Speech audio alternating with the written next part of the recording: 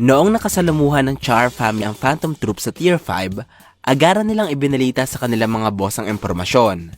Pinamumunuan ng isang matandang lalaki na nagngangalang Broccoli ang buong Char family. Si Broco ay ang kapatid sa labas ng kasalukuyang hari ng Kakin Empire na sinasabi Guru. Kapansin-pansin ang disenyo ng karakter ni Broco dahil sa estilo ng kanyang buhok na may ahalin tulad sa gulay na broccoli at dahil sa dalawang peklat na makikita sa kalagitnaan ng kanyang mukha.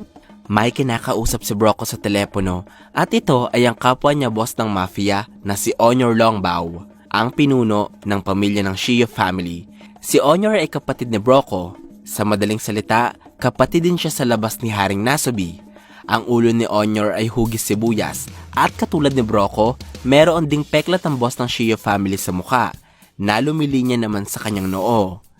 Nag-uusap si Broco at Honor sa kahalagahan na mapanatili nila ang balanse ng kapangyarihan sa barko.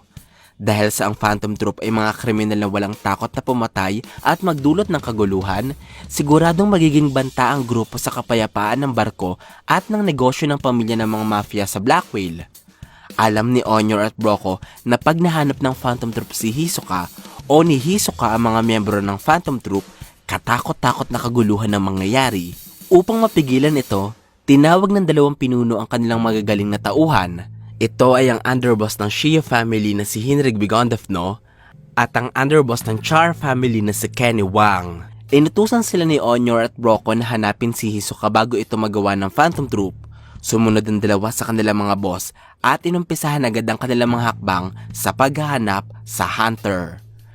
Kung ang boss ng Char family at ng Shio family ay abala sa paggawa ng paraan upang maprotektahan ang kanilang mga negosyo, ang boss naman ng Haile family ay minimiting magdulot ng kaguluhan sa barko. Ang boss na ito ay ang babaeng si Morena Prudo, ang anak sa labas ni Haring Nasubi. Katulad ng mga kapwa niya boss ng mafia, si Morena ay mayroong dalawang peklat sa kanyang mukha.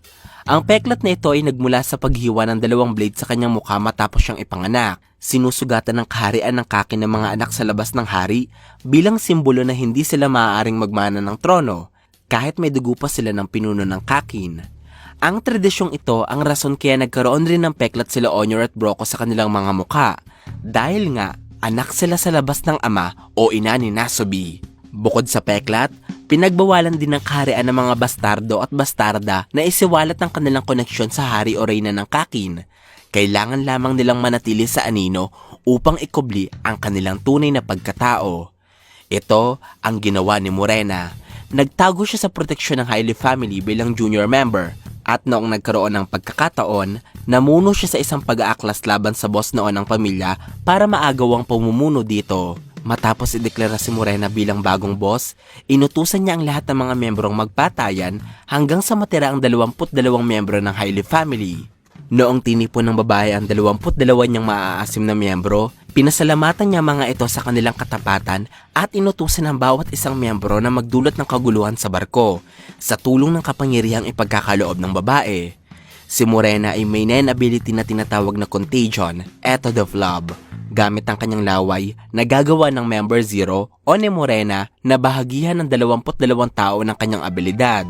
Sa oras na maapektuhan ng Contagion, mas dadami ang tinataglay na aura at mas lalo silang lalakas habang sila ay pumapaslang ng ibang tao. Tinatawag itong level up. Sa paggamit ni Morena ng Contagion, sinabi niya na kapag pumaslang ang kanyang mga tauhan ng normal na pasahero, tataas sila ng 1 level.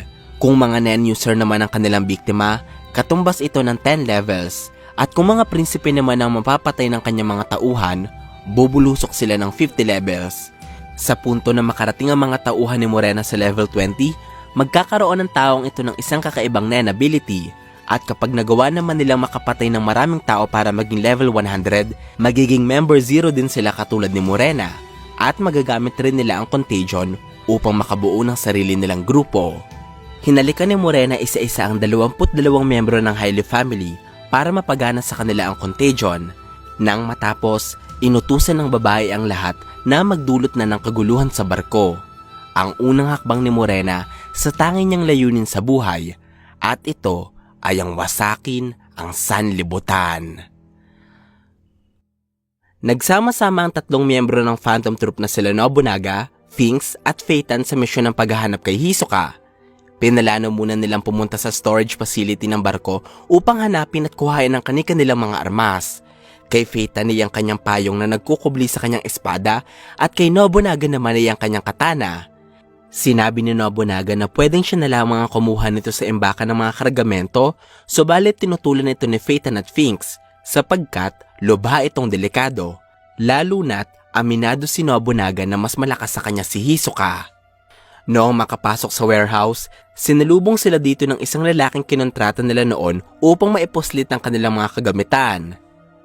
Sinundan nila ang lalaki, subalit sa di malamang rason nawala ito sa Eni Nobunaga noong lumiko ito sa pasilyo ng silid. Sinubukan ng tatlo na hanapin ng lalaki pero nakita nila na nakasarado na ang daan at wala itong pupuntahan na ibang direksyon. Habang iniisip ng tatlo ang nangyari sa lalaki, may naramdaman si Nobunaga sa daan na kanilang pinanggalingan. Tiningnan niya ito at kanilang nadiskubre ang bangkay ng lalaking kanilang sinusundan. Lumipat ang eksena sa Tier 3. Andito ang Hunter at ang Ox ng Zodiacs na si Mizay Storm. Pumunta siya sa isang silid kung saan naganap ang pagpaslang sa 20 tao sa pamamagitan ng patalim. Ayon sa testimonya ng isang saksi, may peklat sa pisngi ang kriminal at nagpapanggap ito bilang sundalo. Ang salarin na ito ay walang iba kundi si Luwini, ang isa sa mga miyembro ng Hailey family. Sa tulong ng contagion, nagkaroon si Luwini ng isang napakagandang Nen ability matapos niyang patayin ng 20 tao at mag-level 20. Ang Nen ability nito ay isang kakayahang tumutulong sa kanya para makapasok sa mga padero kisame. Sa ngayon, ginagamit ni Luwini ang kanyang abilidad upang sikretong panoorin at paglaruan ng Phantom Troop matapos niyang paslangin ang lalaking sinusundan ng grupo kanina. Nadagdagan pa ng isang level si Luwini kaya siya naging level 21.